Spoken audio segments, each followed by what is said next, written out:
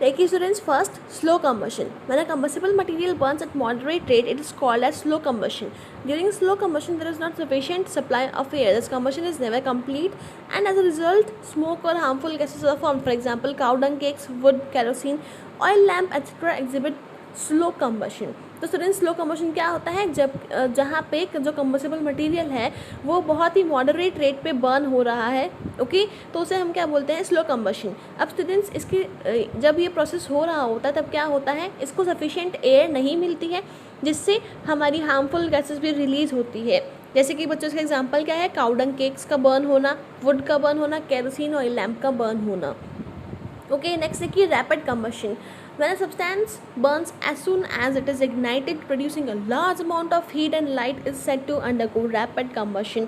For example, burning of cooking gas in gas stove, burning of paper and kerosene oil, etc. Another example of rapid combustion is explosion of firecrackers. Forest fires are caused sometimes due to heat of sun or lightning. This is also an example of rapid combustion. तो बच्चों, rapid combustion क्या होगा? जहाँ पे fire easily जहाँ पे जल्दी से फायर लग जाती है, जल्दी से वो इग्नाइट हो जाता है, ओके, जिससे क्या हो, बहुत ही एक लार्ज अमाउंट में हीट एंड लाइट प्रोड्यूस होती है, उसको हम लोग क्या बोलेंगे? Rapid combustion. बच्चों, यहाँ पे आपको एग्जांपल्स भी दे रखे हैं, ओके. नेक्स्ट हम देखेंगे स्पॉन्टेनियस कम्बशन.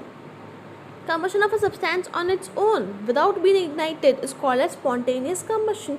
बच्चों, ऐसा कम्बशन जिसके अंदर जो मटेरियल है वो खुद ही बर्न हो जाए अपने आप से, उसको हम क्या बोलते हैं? Spontaneous combustion. It occurs because the ignition temperature of such substance is lower than the room temperature. For example, white phosphorus undergoes spontaneous combustion when the room temperature is 35 degrees Celsius, which is its ignition temperature. For this reason, it is stored in water. तो बच्चों, जो हमारा white phosphorus होता है उसको हम लोग water में क्यों स्टोर करके रखते हैं? क्योंकि जो उसका इग्निशन टेम्परेचर है वो बहुत ही कम है. एंड बच्चों, अगर हम उसे रूम टेम्परेचर पर रखते हैं तो वो ईजिली फायर कैच कर सकता है, इसीलिए हम उसको स्टोर करते हैं वाटर के अंदर. नेक्स्ट देखिए, underground coal mines always have very fine suspended particles in the air. When the amount of these suspended particles reaches at certain threshold limit. बच्चों, थ्रेशोल्ड क्या होता है? वो मिनिमम लिमिट जिसके ऊपर वो अपना एक्शन दिखाते हैं, okay. The mixture of air and coal particles suddenly burst due to spontaneous combustion. Such explosions not only cause extensive damage in coal mines but also kill a large number of miners. It is for the same reason that good ventilation is provided in the coal mines to avoid such an explosion. Similarly, explosions also occur in flour mills when the fine particles where the fine particles of flour are suspended in the air. First fire are also result of spontaneous combustion because there is a combustible material, a supporter of combustion, and the right ignition temperature. तो बच्चों, यहाँ पे आपको क्या बताया गया है कि जो कोल माइंस होती है हमारी, वहाँ पे जो एयर होती है उसके अंदर बहुत छोटे छोटे पार्टिकल्स उसी के अंदर मिक्स होते हैं एयर के अंदर, ओके.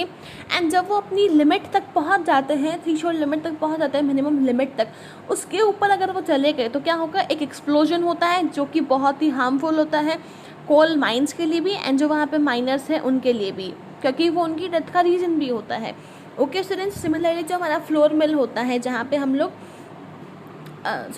जो बच्चों एक्सप्लोजन्स होते हैं फ्लोर मिल्स के अंदर, वो भी इसी वजह से होते हैं. क्यों? क्योंकि जो एयर होती है, जो एयर है उसके अंदर फ्लोर के फाइन पार्टिकल्स सस्पेंड हो जाते हैं, ओके स्टूडेंट्स. तो यहाँ पे आपको आई थिंक 3 एग्जांपल्स दिए हैं. फर्स्ट है आपका कोल माइंस, देन है आपका floor mill and then forest fire. तो बच्चों, ये किस लिए होता है? ये भी स्पॉन्टेनियस कम्बशन का रिजल्ट है. क्यों स्टूडेंट्स? क्योंकि यहाँ पे एक combustible material supporter of oxygen present होता है, सपोर्टर ऑफ कम्बशन प्रेजेंट होता है, एंड उसका राइट इग्निशन, जैसे कि बच्चों मैंने आपको बताया था, जो फॉरेस्ट होते हैं, ट्रीज होते हैं, वो ईजिली फायर कैच कर लेते हैं, जिसकी वजह से बहुत ही हम लोग प्रॉब्लम में आ सकते हैं, ओके, जैसे कि फॉरेस्ट फायर जो होती है, ओके स्टूडेंट्स. नेक्स्ट चलिए फायर फाइटिंग. बच्चों, फायर फाइटिंग क्या होती है? देखिए, we have already learn that the combustion fire takes place only if there is a combustible material containing supply of air. Temperature of combustible material is higher than the ignition temperature. If any of the above condition is not satisfied, the combustion will not take place. That is, even initially combustion is taking place, it will die out. It is this principle which is used in firefighting. Let us discuss each of the above conditions in detail. तो students again आपको यहाँ पे क्या बताया गया है कि जो कंबशन है हमारा, ओके, उसके लिए 3 चीज़ें ज़रूरी है, जैसे कि कंबसेबल मटेरियल होना चाहिए, okay, and continuous supply of air होनी चाहिए, एंड देन आपके पास क्या होना चाहिए, टेम्परेचर ऑफ कंबसेबल मटेरियल, जो टेम्परेचर है कंबसेबल मटेरियल का हमारा, ओके, वो उसके इग्निशन टेम्परेचर से हाई होना चाहिए, तभी वहाँ पे कंबशन जो प्रोसेस है वो होगा। ओके स्टूडेंट्स, अगर ये इन तीनों में से कोई भी कंडीशन सेटिस्फाइड नहीं है तो कंबशन बिल्कुल भी नहीं होगा। ओके स्टूडेंट्स, अगर शुरुआत में कंबशन हो भी रहा था तो बाद में वो कंबशन रुक जाएगा, यानी कि वो प्रोसेस स्टॉप हो जाएगा। ओके स्टूडेंट्स, अब देखिए taking care of combustible materials. So students, हम लोग जो कंबसेबल मटेरियल्स हैं उनकी हम लोग केयर कैसे कर सकते हैं? It is said that prevention is better than cure. Ultimately in any kind of fire, it is the combustible material which catches fire. We must take precautions so that the combustible materials does not get heated up due to ignition damage in various situations. तो students, जैसे कि हमने देखा था कि जो phosphorus होता है, ओके, जो फॉस्फोरस है हमारा, उसका जो इग्निशन टेम्परेचर है वो कितना है 35 डिग्री सेल्सियस। ओके, तो अगर हम उसे रूम टेम्परेचर पे रखते हैं कहीं पे भी तो इवेंचुअली वो हीट भी हो सकता है। ओके स्टूडेंट्स, तो हमें क्या करना चाहिए, इनका हमें प्रिवेंशन करना चाहिए। जैसे कि हमने देखा था कि जो फॉस्फोरस होता है उसको हम लोग वाटर के अंदर स्टोर करके रखते हैं, तो ऐसे ही हम लोग स्टेप्स लेकर क्या कर सकते हैं, कंबसेबल मटेरियल्स का प्रिवेंट कर सकते हैं। ओके, फर्स्ट देखिए, इन Holmes curtains, carpet, wooden furnitures etc. are all made up of combustible materials. Clothes of artificial fibers such as sterylene, nylon etc. are highly combustible. Sometimes clothes of women working in kitchens catches fire due to the careless handling of wick stove or gas burner. We must see to it that combustible materials do not come in contact with the naked flame. To make the point clearer, let us imagine that on a windy summer night there is a power failure. You light a candle and place it near the window still. The wind blows the curtain towards the flame and the curtain catches fire, thereby setting the whole building on fire. This could be avoided if we are a little careful and know that a burning candle can set a number of combustible things in home on fire. तो students, यहाँ आपको बोला गया है कि हम लोग क्या कर सकते हैं, हमारे होम्स के अंदर जो कर्टेन्स होते हैं, जो वुडन फर्नीचर्स होते हैं, वो क्या होते हैं, वो ज़्यादा प्रोन होते हैं फायर कैच करने के लिए। ओके स्टूडेंट्स, तो हम लोग अगर ज़रा सा ध्यान रखें कि कहाँ पे हमें उस कैंडल को रखना चाहिए, कहाँ पे नहीं रखना चाहिए, तो उससे क्या हो सकता है, हम लोग फायर से बच सकते हैं।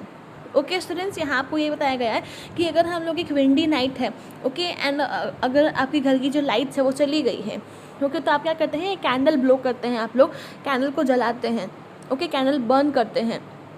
तो स्टूडेंट्स, अगर वो गलती से हवा जो है वो कर्टन पे गई एंड जो कर्टन है वो कैंडल से टकरा गई, ओके, तो क्या होगा स्टूडेंट्स, वहाँ पे आग लग जाएगी, ओके, एंड जो पूरी बिल्डिंग है वो फिर आग में कन्वर्ट हो जाएगी। ओके स्टूडेंट्स, तो इसीलिए हमें थोड़ी सी जो प्रिकॉशंस होते हैं वो हमें लेने चाहिए, जिससे क्या हो, ये सारी गलतियाँ ना हो। Sorry students. ओके, सेकेंड देखिए, places like petrol stations have highly combustible materials such as petrol, diesel etc. No one should be allowed to take any burning material within premises of such place. Even a matchstick should not be lighted as it can ignite petrol vapors. The electric switches should be specially designed so that they do not produce accident spark. The same precautions apply at LPG gas go downs, firecracker shops, ammunition dams etcetera. तो students, ऐसी जगह जहाँ पे जो fire catch करने का easily बहुत डर होता है, वहाँ हमें क्या करना चाहिए, हाईली वहाँ पे प्रिकॉशंस लेने चाहिए।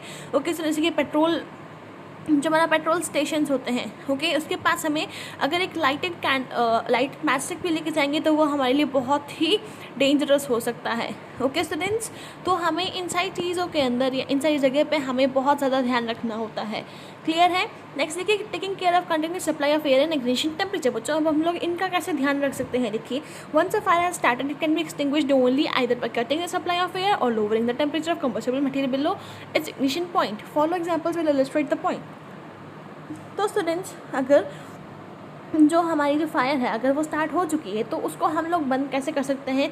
या तो जो सप्लाई ऑफ एयर है उसका हम लोग कॉन्टैक्ट ही तो दें, यानी कि वो नहीं हो, ओके, या फिर हम लोग टेम्परेचर को कम कर सकते हैं। तो देखिए स्टूडेंट्स, इसका मतलब क्या है? फर्स्ट एग्जांपल लिखिए, if the material such as wood और wood based products catch fire, sand should be poured over them. The sand will cut off the air supply of air and the fire will die. तो students, क्या होगा, अगर कोई ऐसा material जैसे कि would based products हैं हमारे, अगर वो फायर को कैच कर लेते हैं तो हमें क्या करना चाहिए, उनके ऊपर मिट्टी डाल देनी चाहिए, मिट्टी। ओके तो बच्चों इससे क्या होगा, जो मिट्टी है ओके वो जो सपोर्टर ऑफ कंबशन है यानी कि जो एयर है उसका सप्लाई ही बंद कर देगा एंड जो फायर है वो बुझ जाएगी. Okay, if the clothes of a person catches fire, the person should be immediately wrapped in thick blankets. This will cut off the supply of air and hence the fire will die. Alternatively, water should be poured over fire. The water will lower the temperature of burning materials below the ignition point and hence the fire will die. तो students हम लोग कैसे काम करते हैं, अगर किसी person के क्लोथ्स फायर कैच कर लेते हैं तो या तो उस पर्सन को हमें ब्लैंकेट से पूरा कवर कर देना चाहिए, रैप कर देना चाहिए, या फिर हम लोग जो वाटर होता है ओके वाटर को भी हम लोग पोर कर सकते हैं फायर के ऊपर, जिससे क्या होगा जो फायर का जो टेम्परेचर है वो उसके इग्निशन टेम्परेचर से नीचे आके फायर बुझ जाएगी. ओके नेक्स्ट देखिए third, if the fire is caused by oil or gas it should be extinguished by using carbon dioxide fire extinguisher. तो स्टूडेंट्स अगर हमारे पास जो फायर है ओके वो ऑयल या फिर गैस की वजह से हुई है तो हमें क्या यूज़ करना चाहिए, फायर एक्सटिंग्विशर यूज़ करना चाहिए. The carbon dioxide cuts off the supply of air and the fire dies. बच्चों जो कार्बन डाइऑक्साइड है फायर एक्सटिंग्विशर के अंदर वो क्या करता है, जो एयर की सप्लाई है उसको बंद कर देता है ओके एंड जो फायर है वो बुझ जाती है. However, carbon dioxide extinguishers are not readily available at most of the places. In such situations, fire brigade should be called immediately. They have the necessary equipment and expertise to bring any kind of fire under control. Okay students, तो अगर हमारे पास जो fire extinguishers होते हैं वो readily available नहीं होते हैं कहीं कहीं पे ओके तो हम लोग क्या कर सकते हैं, फटाफट से हम लोग फायर ब्रिगेड को कॉल करेंगे, उनको वहाँ पे बुलाएंगे ओके क्योंकि उनके पास क्या होता है बच्चों, नेसेसरी इक्विपमेंट्स जो होते हैं वो हेल्प करते हैं किसी भी तरह की फायर को कंट्रोल करने में. ओके नेक्स्ट देखिए fire extinguisher. One of the most common extinguishers is discussed below. तो स्टूडेंट्स सबसे जो कॉमन है, सबसे जो अच्छा हमारा फायर एक्सटिंग्विशर है वो कौन सा है, सोडा एसिड फायर एक्सटिंग्विशर. तो देखिए यहाँ पे आपको इसकी डिज़ाइन दे रखी है. It consist of a metallic cylinder from the bottom of which rises a plunger with a sharp end. On the sharp end of plunger is placed a sealed thin glass tube containing concentrated sulphuric acid. बच्चों उसके अंदर mainly क्या होता है, sulphuric acid होता है. The test tube is surrounded by fixed wire gauze cage. बच्चों अब जो उसके अंदर टेस्ट ट्यूब होती है ओके जो ग्लास ट्यूब होती है वो किससे सराउंडेड होती है, एक फिक्स्ड वायर गाउस केज से. Okay the cylinder is filled with the solution of sodium bicarbonate. बच्चों जो सिलेंडर होता है उसका पूरा वो किससे फिल्ड होता है, सोडियम बाइकार्बोनेट से. On the top of the cylinder is provided a nozzle which is sealed with wax. बच्चों जो उसके ऊपर की जो नोजल होती है वो किससे सील की जाती है, वैक्स से. In case of fire the plunger is hit against the floor. बच्चों हम लोग क्या करते हैं, अगर कहीं पर फायर लगी तो हम लोग जो प्लंजर है उसका ओके उसको हम लोग क्या करेंगे, हिट करेंगे फ्लोर के अगेंस्ट पे. The sharp tip of the plunger breaks the glass tube. The acid in the test tube reacts with sodium bicarbonate to produce carbon dioxide gas. तो स्टूडेंट्स यहाँ हम लोग कार्बन डाइऑक्साइड गैस को कैसे निकलवाते हैं, test tube को react करवा के, किससे, सोडियम बाइकार्बोनेट से, जिससे कि वो क्या करेगी, कार्बन डाइऑक्साइड को बनाएगी. जैसे कि बच्चों यहाँ आपको दे रखा है सोडियम बाइकार्बोनेट यानी कि NaHCO3. ये किससे रिएक्ट करेगा, सल्फ्यूरिक एसिड से यानी कि H2SO4. फिर ये क्या बनाएगा, Na2SO4 plus H2O plus CO2. Okay students, तो यहाँ आपको एक फायर एक्सटिंग्विशर का क्या दे रखा है, एक डायग्राम दे रखा है ओके जो फायर एक्सटिंग्विशर आप यहाँ पे देख रहे हैं वो. And soda acid fire extinguisher देखिए स्टूडेंट्स, ये जो प्लंजर होता है इसको हम लोग ज़ोर से हिट करेंगे वॉल के अगेंस्ट, फ्लोर के अगेंस्ट ओके जिससे क्या होगा, जो हमारी टेस्ट ट्यूब है वो रिएक्ट करेगी जो सोडियम बाइकार्बोनेट है वो रिएक्ट कराएगा किससे, सल्फ्यूरिक एसिड से रिएक्ट करेगा जिससे कि कार्बन डाइऑक्साइड बनेगी. अब देखिए students, when the pressure of carbon dioxide exceeds a certain limit, the wax seal blows off. The solution within the cylinder along with the carbon dioxide comes out with a great force through the nozzle. It is directed against the site of fire which in turn goes off. तो students यहाँ पे इनमें ऐसी settings होती है कि अगर हम उसे ज़ोर से जो प्रेशर होता है उसका कार्बन डाइऑक्साइड का अगर वो एक्सीड कर जाए उसके सर्टेन लिमिट से तो क्या होगा, जो वैक्स की सील है वो तो हट जाएगी. Okay students, and the solution है सिलेंडर के अंदर वाला वो क्या होगा, बहुत ही ग्रेट फोर्स के साथ में बाहर आएगा. और बाहर क्या आएगी स्टूडेंट्स, कार्बन डाइऑक्साइड गैस बाहर आएगी क्योंकि वहाँ पर जो रिएक्शन हुई है उसमें से हमें एक गैस मिली है जो कि है कार्बन डाइऑक्साइड. ओके नेक्स्ट देखिए, where to use soda fire extinguisher. बच्चों इसको हम लोग कहाँ पे यूज़ करते हैं, this extinguisher should be used against the fire caused by solid inflammable materials only. बच्चों जो हमारे सॉलिड इनफ्लेमेबल मटेरियल्स है ओके सिर्फ उनके जगह पे हमें क्या यूज़ करना होता है, सोडा फायर एक्सटिंग्विशर. यानी कि जहाँ हमें ऑयल या फिर गैस की वजह से अगर हमारे पास फायर लग चुकी है तो उसकी जगह हम तो वहाँ पे हम लोग किसका यूज़ करते हैं, सोडा फायर एक्सटिंग्विशर का यूज़ करते हैं. जैसे कि हमने देखा था जहाँ पे भी ऑयल या अगर गैस का केस है तो वहाँ हम लोग इसे यूज़ करते हैं. देखिए, it is useless to extinguish fire caused by inflammable liquid such as petrol because the solution coming out of cylinder being heavy sinks in the oil and hence does not cut off the air. बच्चों, जैसे कि अगर हमारा petrol है, inflammable liquid, okay, तो इस जगह पे हम लोग क्या कर सकते, तो स्टूडेंट्स, जो हमारा इनफ्लेमेबल लिक्विड जैसे कि पेट्रोल है, अगर हम लोग इस जगह पे यूज़ करते हैं फायर एक्सटिंग्विशर का, तो यहाँ पे इसका कोई मतलब नहीं रहेगा, क्योंकि बच्चों जो सॉल्यूशन है जो सिलेंडर से बाहर आएगा वो क्या होगा, हैवी होगा, और वो ऑयल के अंदर सिंक हो जाएगा, ओके, एंड उसकी वजह से क्या होगा, वो कोई भी एयर को कट नहीं कर पाएगी। क्लियर है students?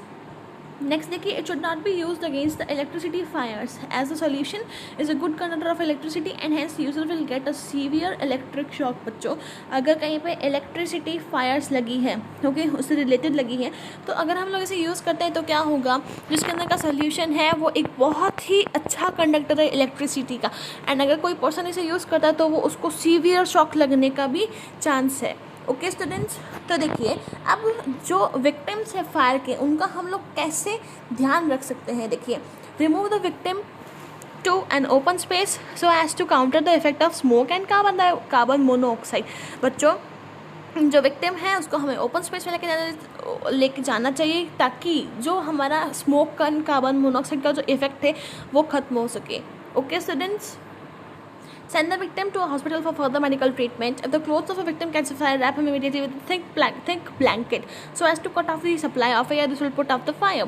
Pour cold water over the victim's body. This will remove the heat from his body and prevent the formation of boils. Okay students, तो ऐसे हम लोग क्या कर सकते हैं, ध्यान रख सकते हैं जो victims हैं उनका। ओके स्टूडेंट्स, देखिए, डिसएडवांटेजेस ऑफ इनकम्प्लीट कंबशन। बच्चों, जो इनकम्प्लीट कंबशन है उसके क्या क्या डिसएडवांटेजेस होते हैं। देखिए, most of the common fuels containing a large percentage of carbon during incomplete combustion the following problems में अराइज।